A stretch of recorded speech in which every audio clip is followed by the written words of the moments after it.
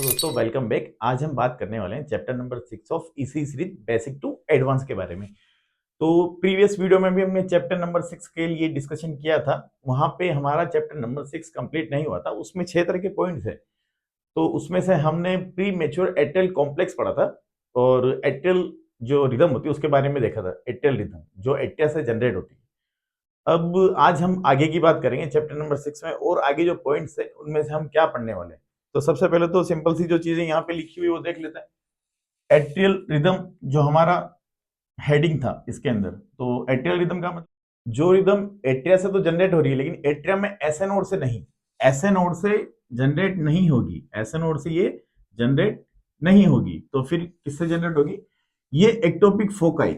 Ectopic foci मतलब SA node के अलावा कोई और एबनॉर्मल जो मल्टीपल क्लस्टर्स हैं, एबनॉर्मल टिश्यूज के बने हुए क्लस्टर्स जो मायोकार्डियम है मॉडिफाई होके क्लस्टर्स बना रही, गुच्छे बना रही, वो एक्टोपिक फोकाई है। उनसे रिदम जनरेट हो रही थी, या इलेक्ट्रिकल जो करंट था हमारा वो जनरेट हो रहा था। यही हमारा एट्रियल रिदम था। बाकी तो हम अगर एसए नोड की बात करें, एसए नोड से जो रिदम जनरेट होती है उसको हम नॉर्मल साइनस रिदम कहते हैं। प्रीवियस वीडियो में हमने ये 6 पॉइंट लिखे थे। PSC premature atrial complex, atrial tachycardia, wandering atrial pacemaker, multifocal atrial tachycardia, atrial fibrillation और एट्रियल फ्लटर। तो पीएससी हम पहले पढ़ चुके हैं। Premature atrial complex, atrial tachycardia मतलब एट्रियम से जनरेट होने वाला, एसए नोड को छोड़ के, एसए नोड के अलावा एट्रियम से जनरेट होने वाला जो टेकिकार्डिया है वो एट्रियल टेकिकार्डिया। तो ये सारे जो टेकिकार्डिया होंगे ये सब एट्रियल टेकिकार्डिया हैं। आज हम बात करने वाले हैं wandering atrial pacemaker. Wandering atrial pacemaker. तो वांडरिंग जो वर्ड है उसका मतलब हम अगर इजीली समझे तो होता है, या तो कहते हैं हम भटकता हुआ, या कहते हैं आवारा, या फिर कहते हैं हम घुमक्कड़। यहाँ पे हुआ क्या है, क्या दिक्कत हो रही है, किस तरह की दिक्कत हो रही है? तो एक्चुअली में यहाँ पे 3 या 3 से ज्यादा तरह के जो एक्टोपिक फोकाई होंगे, या फिर हम बोलते हैं जो एक्टोपिक फोकल रीजन जो होंगे वो 3 या 3 से ज्यादा होंगे। और ये 3 या 3 से ज्यादा जो एक्टोपिक फोकाई हैं, जब ये अलग अलग टाइम पे इलेक्ट्रिकल एक्टिविटी जनरेट करेंगे, अपनी इलेक्ट्रिकल एक्टिविटी जनरेट करेंगे, एसए नोड को दबा देंगे, और बनने वाली जो पी वेव है वो भी 3 या 3 से ज्यादा अलग अलग शेप में बनेगी। कहने का मतलब है 3 या 3 से ज्यादा जो डिफरेंट टाइप के या डिफरेंट टाइप की मॉर्फोलॉजी है पी वेव की, वो फॉर्मेशन होगी। 3 या 3 से ज्यादा डिफरेंट टाइप की मॉर्फोलॉजी ऑफ पी वेव हमें देखने को मिलेगी। तो ये जो हमने हार्ट का इलेक्ट्रिकल कंडक्शन सिस्टम बना रखा है उसको एक बार देख लेते हैं। ये हमारा SA node, AV node, internodal pathway, ये बंडल ऑफ हिज, ये लेफ्ट एंड ये राइट बंडल ब्रांच। यहां से इलेक्ट्रिकल एक्टिविटी जनरेट होकर अगर यहाँ पे जाती है, पहले एट्रियम में और वेंट्रिकल में, बाद में कॉन्ट्रैक्शन करवाती है, तो ये हमारी नॉर्मल साइनस रिदम बनती है। अगर इसके अलावा एट्रियम में एसए नोड को छोड़ दूं मैं, इसके अलावा और दूसरे एक्टोपिक पेसमेकर है, या एक्टोपिक फोकाई है, या एक्टोपिक फोकस है, तो ये एक्टोपिक फोकस जो है वो क्या करेंगे, ये इनमें टेंडेंसी होती है इनकी कि अपनी खुद की इलेक्ट्रिकल एक्टिविटी जनरेट करने की। तो ये अपनी अपनी इलेक्ट्रिकल एक्टिविटी जनरेट करेंगे और एट्रियम में डीपोलराइजेशन करवाएंगे, और फिर पी वेव का फॉर्मेशन होगा।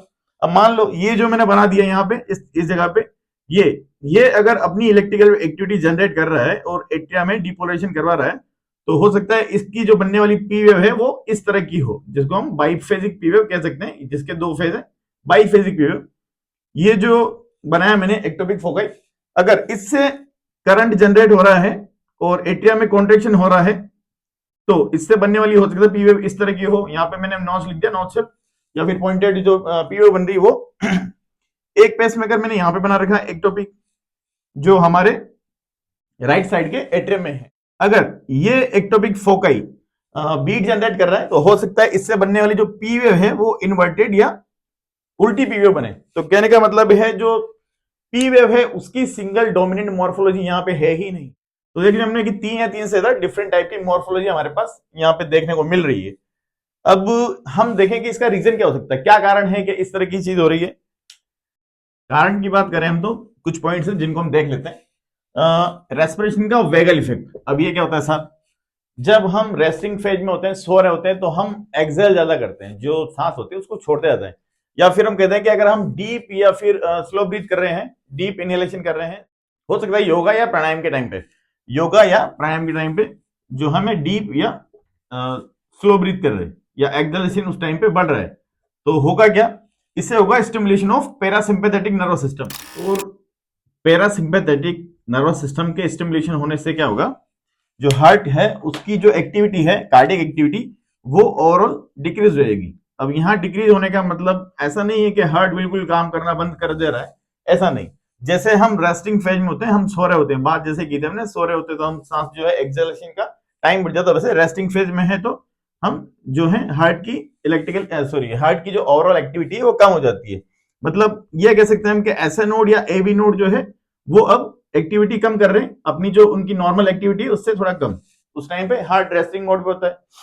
तो इस कंडीशन में भी हो सकता है कि ये जो वांडरिंग पेसमेकर है हमें देखने को मिल जाए, या फिर इस तरह की इलेक्ट्रिकल एक्टिविटी जो है वांडरिंग पेसमेकर से होने वाली, बनने वाली अलग अलग तरह की पीएफ देखने को मिल सकती है।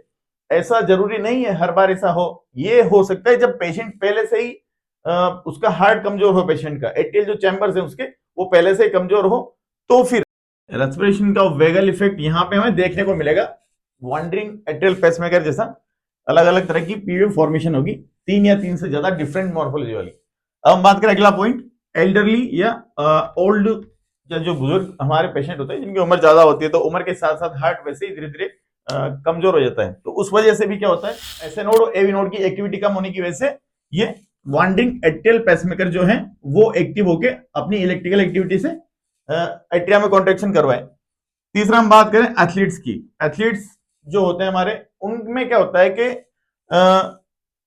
उनमें जो लेफ्ट वेंट्रिकल है हाइपरट्रोफी पाई जाती है। अब ये हाइपरट्रोफी जो है वो पैथोलॉजिकल नहीं, ये फिजियोलॉजिकल हाइपरट्रोफी है। रेस्टिंग कंडीशन में हमें इनकी हार्ट रेट जो है वो कम देखने को मिलेगी। वांटिंग एट्रिक पेसमेकर ऐसा नोड को टेक ओवर करके और अपनी खुद की बीट जनरेट करवाए। चौथा हो सकता है हमारा ड्रग टॉक्सिसिटी, जैसे कि हम पिछले चैप्टर में बात की थी। ड्रग टॉक्सिसिटी मतलब डाइजोक्सिन जो हमारी दवाई है, डाइजोक्सिन जो ड्रग है जो कि हम यूज करते हैं सीएचएफ कंजेस्टिव हार्ट फेलियर में, हार्ट फेलियर में यूज होने वाली दवाई है, इसकी अगर ओवरडोज हो जाए या टॉक्सिसिटी हो जाए तो भी वांडरिंग एट्रियल पेसमेकर ऐसे नोड को ओवरटेक कर जाएगा, टेक ओवर कर लेगा, उसके ऊपर दबाव बना के खुद की इलेक्ट्रिकल एक्टिविटी जनरेट करवाएगा। अगली बात करें हम वाल्वुलर स्टेनोसिस। मान लीजिए हम जो बाइकस्पिड और ट्राइकस्पिड बॉल है हमारे, या फिर मिटल वॉर्ड या बोल हम ट्राइकस्पिड बॉल, ये अगर सिकड़े हुए हैं तो फिर क्या होगा, तो फिर एट्रियास के ऊपर प्रेशर पड़ने की वजह से एट्रियास जो स्ट्रेच होंगे उनमें वीकनेस आ जाएगी एट्रियास के अंदर। तो उस कंडीशन में क्या होगा, उस कंडीशन में भी ये वांडरिंग पेसमेकर ऐसे नोड को टेक ओवर कर लेगा। अब अगली बात करें हम वीक या हाइपरट्रोफी ऑफ एट्रियास। अगर पहले से ही पेशेंट के एटीएम जो है वो कमजोर है, आप बोल रहे हैं कि पेशेंट का हार्ट जो है पहले से ही कमजोर है, तो उस कंडीशन में भी वांडरिंग पेसमेकर ऐसे नोड को टेक ओवर कर लेगा। अब हम देखते हैं ईसीजी में फाइंडिंग्स क्या देखने को मिलेगी हमें, ईसीजी में फाइंडिंग्स क्या क्या देखने को मिलेगी। तो सबसे पहले बात करते हैं हम रिदम के बारे में। जो रिदम है हमारी यहाँ पे वो इरेगुलर होगी, इरेगुलर रिदम होगी। क्यों? क्योंकि यहाँ पे बनने वाला जो आर इंटरवल है, दो क्यूआरएस कॉम्प्लेक्स के बीच की जो डिस्टेंस है वो इक्वल नहीं होगी, कभी कम कभी ज्यादा अनइक्वल होगा। आर इंटरवल जो है वो अनइक्वल होगा। बात करें हार्ट रेट की, तो हार्ट रेट का क्या सीन है, हार्ट रेट जो होगी हमारी यहाँ पे 100 से कम होगी, मतलब टैकीकार्डिया नहीं होगा यहाँ पे, 100 से कम हार्ट रेट हमें देखने को मिलेगी। बात करें हम पी वेव की, अब तो पी वेव कैसे होगी, तो पी वेव के लिए हम पहले भी बात कर रहे हैं, कब से बात कर रहे हैं इसके लिए, कि 3 से ज्यादा डिफरेंट टाइप की मॉर्फोलॉजी हमें देखने को मिलेगी। पी वेव कभी सीधी दिख रही है, कभी पॉइंटेड, कभी उल्टी, कभी बाइफेजिक, तो अलग अलग तरह की 3 से ज्यादा मॉर्फोलॉजी देखने को मिलेगी। और एक बात मैं बोलता हूं कि यहाँ पे हमेशा पी वेव के बाद में क्यूआरएस कॉम्प्लेक्स आएगा ही आएगा, क्योंकि एट्रियम में गड़बड़ी थी, एट्रियम के अंदर एबनॉर्मल जो ये एक्टोपिक फोकाई थे उनकी वजह से पी वेव की मॉर्फोलॉजी बिगड़ी थी। बट क्यूआरएस में कोई डिफरेंस नहीं आएगा, ना टी वेव के अंदर कोई डिफरेंस आएगा। क्यूआरएस एज इट इज जैसा बनना है वैसा ही बनेगा, टी वेव वैसी की वैसी बनेगी। मतलब मैं कह सकता हूँ कि जो पी वेव है वो क्यूआरएस के साथ में शादीशुदा है, या उसने क्यूआरएस के साथ में शादी की हुई है, वो हमेशा उसके साथ ही रहेगी यहाँ पे। और अगली बात करूंगा मैं पीआर इंटरवल के बारे में। यहाँ पे पीआर इंटरवल जो होगा हमारा वो नॉर्मल होगा। नॉर्मल कितना, 3 से 5 स्मॉल बॉक्स, यानी कि 120 से 200 मिली सेकेंड नॉर्मल होगा। बट हर बार वेरिएबल होगा, कभी हो सकता है 3 स्मॉल बॉक्स आ रहा है, कभी हो सकता है 4 स्मॉल बॉक्स आ रहा है, कभी हो सकता है 5 स्मॉल बॉक्स आ रहा है, होगा 3 से 5 स्मॉल बॉक्स के बीच में ही, बट वेरिएबल होगा। अब मैं बात करता हूं आगे क्यूआरएस की। तो जो हमने क्यूआरएस की मॉर्फोलॉजी पढ़ी थी हमारे प्रीवियस जो लेक्चर था मेरा वेव्स सेगमेंट्स और इंटरवल्स के ऊपर, उसमें क्यूआरएस के बारे में डिटेल से चर्चा हमने की थी। तो क्यूआरएस कैसा होता है नॉर्मली? क्यूआरएस नॉर्मली तो 2 से 3 स्मॉल बॉक्स चौड़ा होता है, 2 से 3 स्मॉल बॉक्स है, 2 से 3 नैरो होता है, उसके शार्प एंगल्स होते हैं और पॉइंटेड होता है। अगर इस तरह का क्यूआरएस है तो नैरो हो, और ऑलवेज क्यूआरएस जो होगा वो पी वेव के साथ में आएगा, क्योंकि पी वेव ने क्यूआरएस के साथ में शादी की हुई है, तो वो पी वेव के साथ में आएगा ही आएगा। बात करें टी वेव की, तो टी वेव यहाँ पे बिल्कुल हमें नॉर्मल दिखाई देगी, टी वेव में भी कोई एबनॉर्मलिटी नहीं होगी। यहाँ पे हमने वॉन्डरिंग एट्रियल पेसमेकर डिटेल से पढ़ लिया। अब हम कुछ ईसीजी एग्जांपल्स को सॉल्व करके देखेंगे, क्योंकि ईसीजी एग्जांपल को सॉल्व नहीं करेंगे तो हम परफेक्शन नहीं ला सकते हैं खुद के अंदर। तो इसके लिए ईसीजी की प्रैक्टिस जरूरी है, और आज के लेक्चर के बाद से हम कंटिन्यू हर लेक्चर के साथ में ईसीजी के कुछ एग्जांपल्स को सॉल्व करेंगे ही करेंगे। इस एग्जांपल में हम स्टेप बाय स्टेप ईसीजी का एनालिसिस देख सकते हैं। इसको डिटेल में हम मेरे ईसीजी के 4th नंबर की वीडियो में देख सकते हैं। वहाँ पे मैंने हार्ट रेट कैसे कैलकुलेट करते हैं, कैसे रिदम एनालिसिस करते हैं, कैसे हम एक्सिस डेविएशन को निकालते हैं, और 5वां वीडियो उसमें हमने वेव्स इंटरवल सेगमेंट्स को डिटेल में बताया हुआ है। वहाँ पे जाके हम इनको डिटेल में पढ़ सकते हैं। बाकी हम बात करें यहाँ की तो देखते हैं।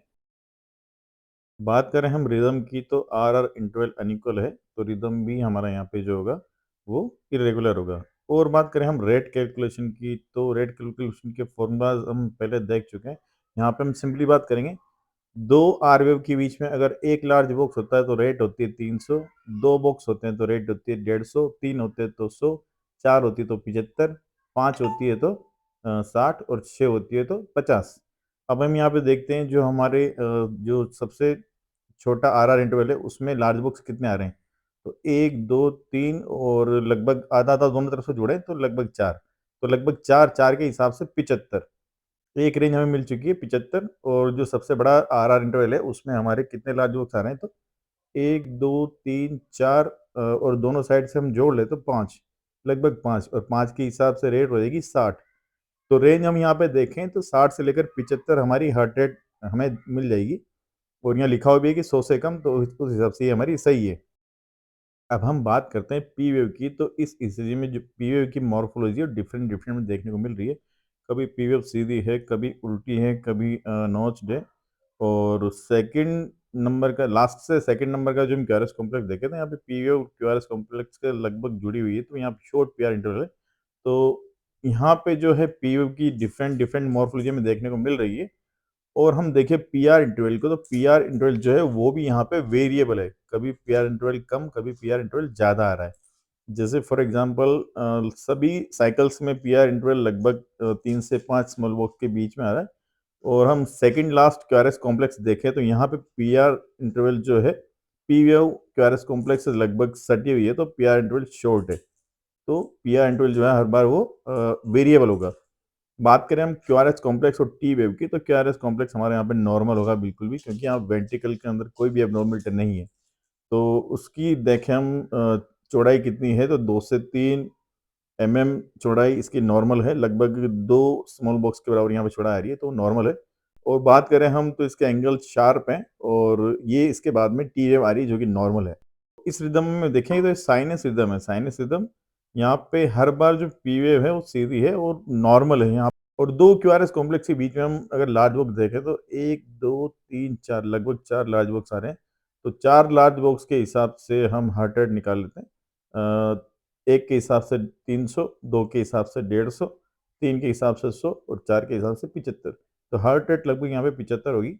बात करें हम पी आर इंटरवल की, तो पी आर इंटरवल देख लेता हूँ।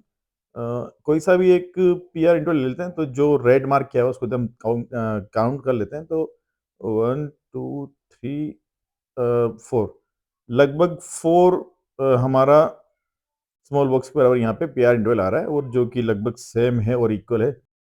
नॉर्मल है यहाँ पे क्यूआरएस कॉम्प्लेक्स, शार्प है और नैरो है, उसके बाद में टी वेव आ रही है जो कि नॉर्मल है। अब बात करें हम वांडरिंग एट्रियल पेसमेकर लिखा हुआ है ऊपर, और इस ईसीजी में तीनों पीवीओ की डिफरेंट डिफरेंट मॉर्फोलॉजी है। फर्स्ट में अपराइट पी और नॉर्मल पीआर बता रखा है। सेकंड जो है सेगमेंट उसमें हमें इन्वर्टेड पी वेव और नॉर्मल पीआर बता रखा है। और थर्ड जो बता रखा है कॉलम, उसके अंदर अपराइट पी और शॉर्ट पीआर दिखा रखा है। तो यहाँ पे 2 अपराइट है लेकिन दोनों दिखने में अलग-अलग है। बात करें क्यूआरएस कॉम्प्लेक्स की, तो क्यूआरएस कॉम्प्लेक्स और टी वेव यहाँ पे बिल्कुल नॉर्मल है।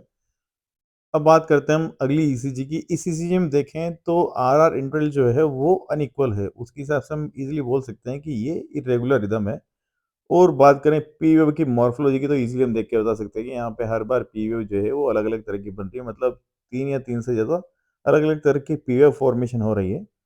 अब हम बात करें इस ईसीजी की, तो इसमें हमें पी वेव की जो मॉर्फोलॉजी वो 3 या 3 से ज़्यादा डिफरेंट दिख रही है। मॉनिटरिंग एट्रियल पेसमेकर की ईसीजी तो है ही सही, और बट क्यूआरएस कॉम्प्लेक्स को देखें हम, तो क्यूआरएस कॉम्प्लेक्स यहाँ पे नॉर्मल है। बात करें हम यहाँ पे रेट कैलकुलेशन की, तो हम यहाँ पे जो है आरआर इंटरवल अनइक्वल दिख रहे हैं, मतलब रिदम तो इरेगुलर है। और जो सबसे छोटा आरआर इंटरवल है उसमें देख लेते हैं लार्ज बुक कितने आ रहे हैं। तो 1 2 3 3 के हिसाब से रेट होगी, 1 के हिसाब से 300, 2 के हिसाब से 150, 3 के हिसाब से 100। और देखिए जो सबसे बड़ा आरआर इंटरवल है तो उसमें कितने लार्ज बॉक्स आ रहे हैं। तो सेकंड नंबर का जो आरआर इंटरवल है सबसे बड़ा है, उसमें हम देख लेते हैं 1 2 3 4 और अप्रोक्सीमेट हम 4.5 मान सकते हैं। और अब कैलकुलेट करें तो 1 के हिसाब से 300, 2 के हिसाब से 150, 3 के हिसाब से 100, 4 के हिसाब से 75 और लगभग 4.5 हो रहे, तो हम इसको 70 मान सकते हैं। तो रेंज हो गई हमारी 70 से लेकर 100 तक, मतलब 70 से लेकर 100 तक यहाँ पर हार्ट रेट होगी।